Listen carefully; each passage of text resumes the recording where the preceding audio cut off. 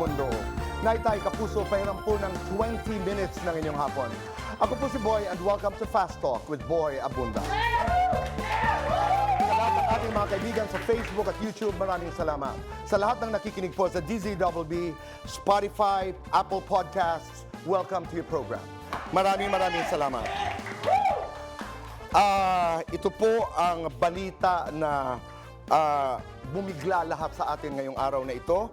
Kaya, naitay kapuso, gabayan niyo po ang mga bata sa panunood dahil maselan po ang ating balita ngayong hapon.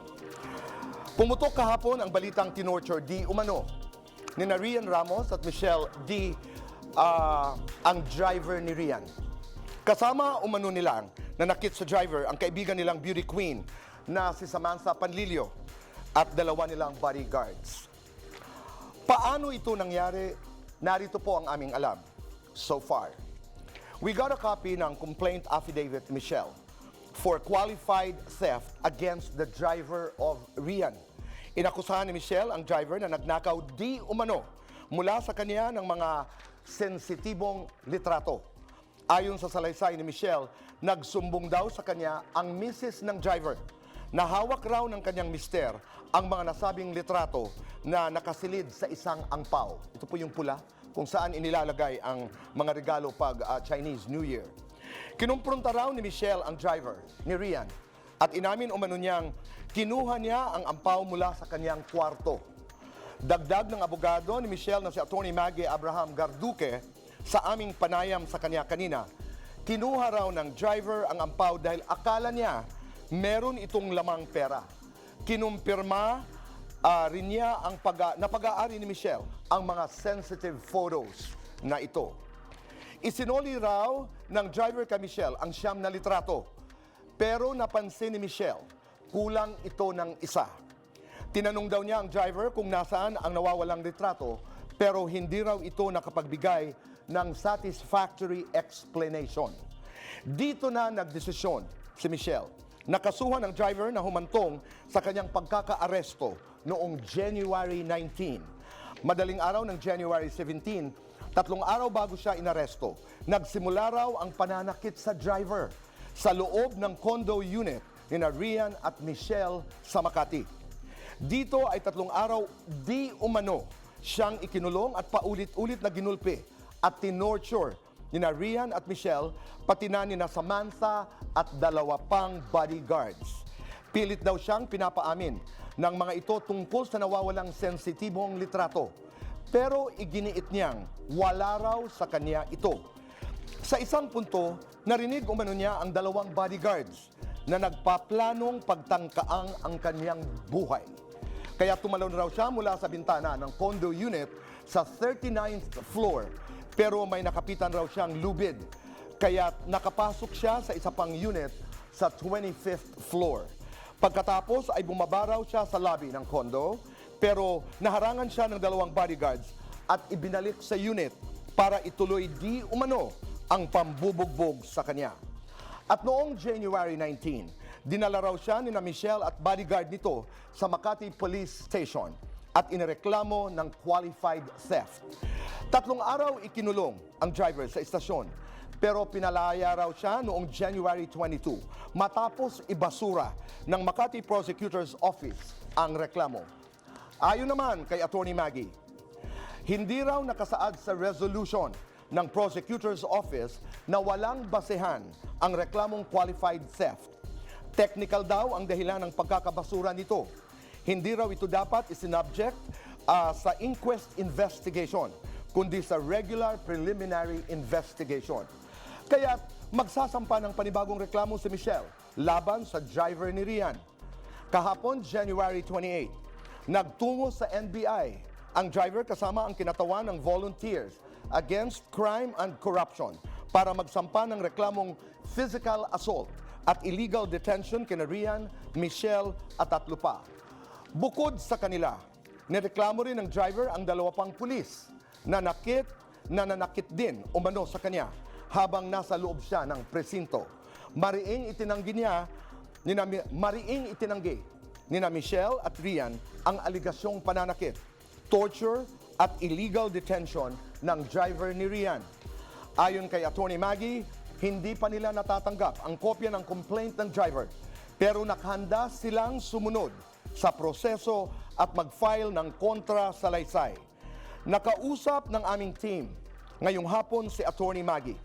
Ayon sa kanya, imposibleng involved si Michelle sa aligasyon dahil buong araw raw si Michelle nasa Iloilo noong January 17 kung kailan sinasabing nagsimula ang insidente. Ganito rin ang sinabi ng shoe designer na si Jojo Bragais at ang makeup artist na si Dave Kiambao, mga kaibigan ni Michelle sa kanilang social media posts kanina. Pinakita sa amin ni Attorney Maggie ang plane tickets ni Michelle. 8:15 ng umaga ng January 17 ang kanyang flight papuntang Iloilo at 11:30 ng gabi on the same day ang kanyang flight pabalik sa Maynila.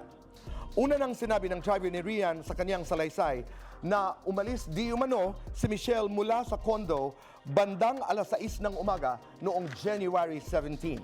Narito po ang pahayag ni Attorney Maggie. Panoorin po natin. Physically impossible and also incredible.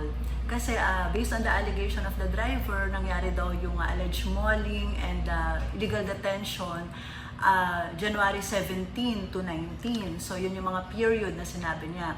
However, records would show na si Michelle D was in Iloilo ng buong araw ng January 17 and she was able to go back to Manila only on January 18. So meron naman siyang mga plane tickets, merong mga pictures or posts niya at ng ibang tao na magpapakita na talagang nandun siya sa Miss Iloilo at nandun siya sa Iloilo noong mga panahong iyon. Noong namang dinala siya dun sa police station on January 19 for inquest investigation, it's a regular procedure ng inquest na pinapamedical yung mga arrested persons o yung mga tao na dinadala for inquest investigation.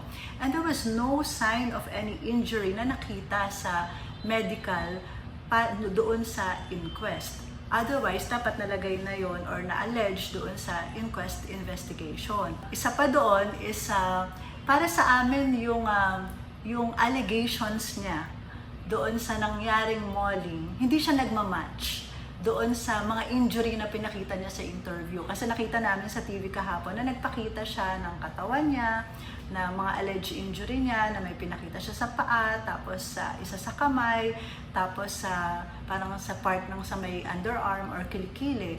Pero ang allegation niya doon sa interview niya was sinuntok siya, sinipa, sinampal sa kanyang sinampal sa mukha, tapos sinipa at sinuntok, binugbog siya sa katawan. Tapos there was daw an incident na tinusok siya ni Michelle ng kuko nito sa mata.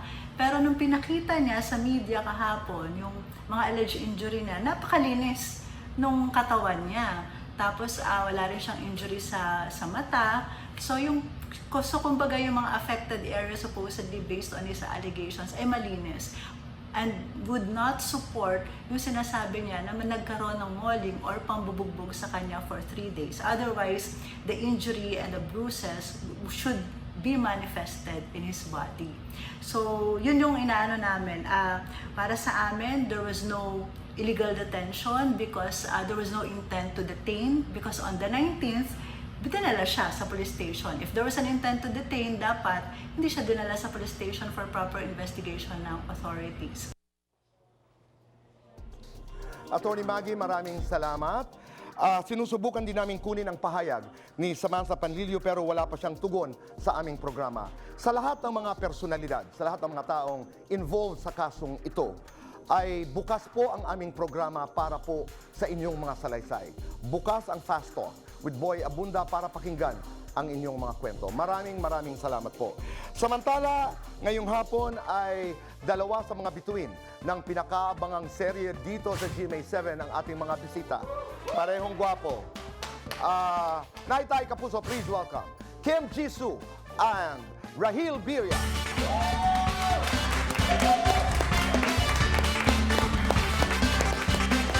Welcome to the program. Thank you very much.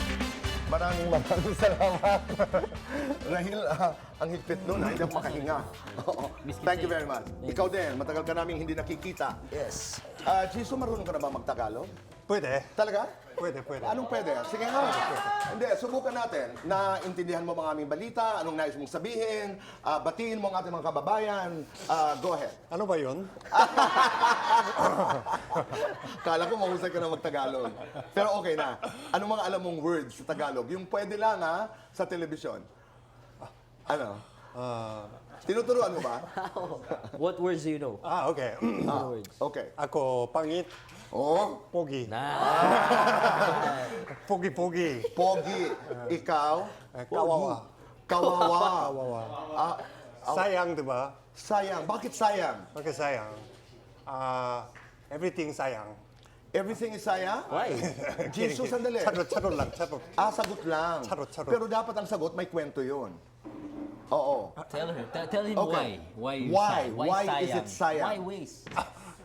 No, I mean, I just charot. I just using Tagalog word. Ang sabi mo? Charot? Charot. Okay. Joke lang. Joke lang. Sabihin mo nga ulit, charot. Say it again. Say it again. Charot. Charot. Charot. Charot. Charot. Charot. Okay. So, mahusay ka na nga talaga magtagalog. Rahil, congratulations. Jisoo, congratulations. Thank Because you. you are part of Never Say Die. Congratulations. In one line, what is it about? Injustice. Injustice. Injustice. Okay. Ano ang papel mo dito sa Never Say Die? What's your role here? What is your role? I play Jinho. It's like Interpol agent, but me also, I don't know he's a good character or bad character, but you can see he's a good or not. Like he's a mysterious character. Mysterious guy. Yeah, Okay. definitely. Who is more mysterious? Your role or you? Mahirap. Okay. Mahirap ang mag-isa. Sa gabi, hinahanap Mahirap kita. ang magano daw? Mag-isa. Mag-isa sa gabi. In my character. In your character. Yeah, it's more okay. mysterious because Okay. I don't know the future of my character yet. All right. Okay. Fair. Anong role mo dito? Role ko po, Jillian's confidant. Kung I'm her anchor whenever Oh, she needs okay. someone, I'm always there for her. No, I'm not asking you about who you are in real life. Na joke. Jillian, I'm asking you kung ano ang role mo dito sa pelikula. Yan rin role ko eh. Paano?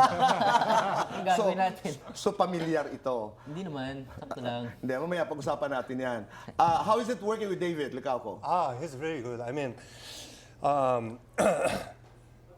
now we became good friends. Everyone with Rahel, Jillian, and David, and he's a really playful guy. And he's Playful? Smart. he's very playful. How playful is playful? I mean, he's like always like when we meet, he always like, hey, are you actor Jisoo? Can I take a photo or like something like? Okay. He always play. Yeah. Oo. Who's more guapo, David or Rahil? Oh, Yeah. In your opinion, Jisoo. I would say me in the best. Kanina, sabi mo, pangit. Ang gwapo-gwapo mo. Dinala ka ni David sa kanyang restaurant. Di ba, he has a Korean Yeah. restaurant. We've Kumusta? been. I-rate mo 1 to 10. Gaano ka kasarap ang restaurant ni David Licauco? Yeah, Ang mga I pagkain would doon. say 7.8. 7.8. Kulang Mataas po ng standards eh. 2.2, no? Oo. Pero hindi ito ang pinag-uusapan. Bago natin pag-usapan ang Never Say Die. Dahil, of course, reunion nyo ito with Jillian Ward. Yes. Congratulations. Namimiss ko kayo dahil pinapanood natin yan ang Abot Kamay na Pangarap, di ba? Nagkasama kayo doon. Yes. Parang, Rahil, parang may resistance ka ng... wala naman? Wala naman. Wala naman. Paano Okay. sabi may resistance? So, kumusta? Napapag-usapan ito dahil may video na nag-trend sa TikTok, di ba? Can we have it? Nandun si Jillian, and then there was this guy at the back, a mystery man, flexing, di ba, his biceps. And may mga nagsususpetsa na isa sa inyo ang lalaking ito. Patingin lang, Susan, ikaw ang judge. Tayo tayo. Sige ha, tingnan natin. Okay, there. Sige, dito ka. Ayan. Parang si Jisoo ba, Susan? Parang Jisoo. Parang Jisoo eh, no? daw. Si Rahil nga, si Rahil. Hindi Tingnan ako natin. yan. Si Rahil? Ano? Parang Sandali, diretsahang tanong. Ikaw ba yan, Rahil? Dahil siya ang sagot, hindi! Ikaw ba yon, Jisoo? Hindi. Ah, hindi. Okay. Pero ito ang tanong. Ito ang tanong ng bayan yun eh. Ang dami-daming tao. Rahil. Yes. Ito muna, si Jisoo. Go. Are you single? Are you taken? Huwag mo muna ako sasagutin. I'm single. Okay. Huwag mo ako sasagutin. Ito, sinasagot naman ako. Ikaw ba, nanliligaw? Ano ba ang lagay ng iyong puso pag pinag-uusapan si Jillian Ward? Sabihin mo sa akin mata sa mata ang kasagutan sa pagbabalik po ng Fast Talk with Boy Abunda. Yes. Guys, ay kapuso, buong linggo next week, imbitado po kayo sa 3rd anniversary Yes. celebration of Fast Talk with Boy Abunda that starts Monday, February 2 hanggang Friday, February 6. Maraming salamat po sa inyong suporta. 3 years old na po ang Fast Talk. Thank you. Star-studded po ang ating selebrasyon. Makakasama ho natin Ann Curtis, Andres Mula, Unbelievable. second generation ng sangre, Liza De Castro, Kylie Padilla, Gabby Garcia at Sanya Lopez, at ang napakaganda, one of my favorite people in the world, Jillian Ward. Maraming salamat. O, diretsahan na, mata sa mata. Nanligaw ka ba? Nanliligaw ka ba? Ano ba ang lagay ng iyong puso pag pinag-uusapan si Miss Jillian Ward? We're just friends. So hindi ako naliligaw. Okay. Yes. Are you single? Are you taken? Sabi mo na kanina, single. Yeah, I'm So my single. question is, why? Ang hirap ng buhay. I don't know why. I mean, Nah, I'm actually joking. That's a choice that you make. And we should respect that. I think I'm waiting for my destiny. Wow. So how do you wait for your destiny? Like I always imagine my future girl. How does she look in your imagination? She looks like him. Me? I'm your destiny. Alam mo, you've been very, you're Pakistani Muslim, Yeah, right? Pakistani, yeah. Pakistani, Half Pakistani, half Filipino. half Filipino, I'm sorry. But you are Muslim. Yes, my religion is Islam. And you're very public, you're very open about, the truth that dad has 2 wives, Yes. etc. Ito ang tanong, which is allowed in the religion. Importante ba sa iyo yung relihiyon? Kailangan ba ang iyong future wife mag-convert to Islam? No, di naman. You don't Pwede have yun? to. Pinapayagan force. yun? You don't really impose it on them eh. But you can still marry. You can still marry. Oh, Yeah. okay. I didn't know that. Now you know. Now I know. Yes. Yeah. But people also think na you pwede, porket marry more than one, gagawin ko. Well, actually, it says na only if you can treat them equally in Correct. justice. But it also says there that you can't. You can never ever treat them equally. Emotionally pa lang, may magsiselos na eh. So may masasaktan na masasaktan. So that's already a sin in itself. So having said that, will you No, one marry lang more ako. than Isa one lang, lang? isa lang, Okay. one lang. And because of that, let's do fast talk. Okay. Let's start with Jisoo. K-pop o K-drama? K-pop, K-drama, Pinoy teleserye. K-drama, Beach or mountains? mountain, Pretty or smart? pretty, Bulgogi or Bicol Express? Bicol Express, Rahil, birya o biryani? Birya, Maangas, maharot? mahangas, Pilyo o romantiko? romantiko, Mestiza, morena? morena. Jillian's friend o Jillian's future boyfriend? Just future best friend. Oh, for both of you, you like women who are, Smart, pretty, you don't like women who are, entitled, oh, strong word. You don't like women who are, I love every girl. okay, all right. Jisoo, guilty or not guilty? Dated someone older. yes. I'm answering for him. I think You, What's dated your somebody older. Yes, Guilty or not guilty? Went swimming naked. not guilty, Guilty or not guilty? Ghosted a girl. guilty. guilty, Guilty or not guilty? Worked with a hangover. Not guilty. I don't- Fell in love with a co-actor. Guilty. Lights on or lights off? Lights off. Jisoo. yes, Yes, okay. Happiness or chocolates? Happiness happiness, Best time for happiness. every day. every time. Never say die because. Because we are in the festo, Okay. We are in the what? I'm sorry. festo. Fast talk. Fast talk. Okay. Jillian Ward is in town. What? Is in the